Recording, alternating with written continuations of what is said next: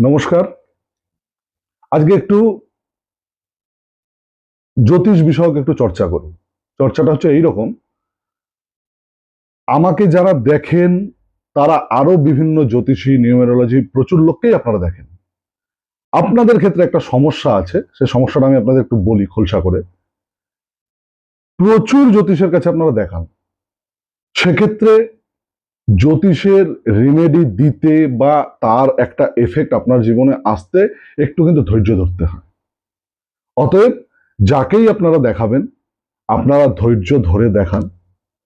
আরেকটা বিষয়, সেটা হচ্ছে সারা ভারতবর্ষের যত রকমের জ্যোতিষী, বাস্তু, নিউমেরোলজিস্ট আছে, প্রত্যেককে আমি আমার জায়গা থেকে সম্মান জানিয়ে একটা কথা আপনাদেরকে বলছি, মানে যারা আমার অডিয়েন্স আছেন বা যারা আমার ক্লায়েন্ট আছেন, আপনারা প্রতিটা জায়গায় মানে যদি কোনো জ্যোতিষের কাছে গিয়ে থাকেন, সেখানে যদি ফেলিওর হন, সেই প্রবলেমটা নিয়ে আমার কাছে আসুন যে গুরুদেব আমরা অমুক প্রবলেমটা ফেলিওর হয়েছে, দেখুন এখানে সাকসেস পান কিনা।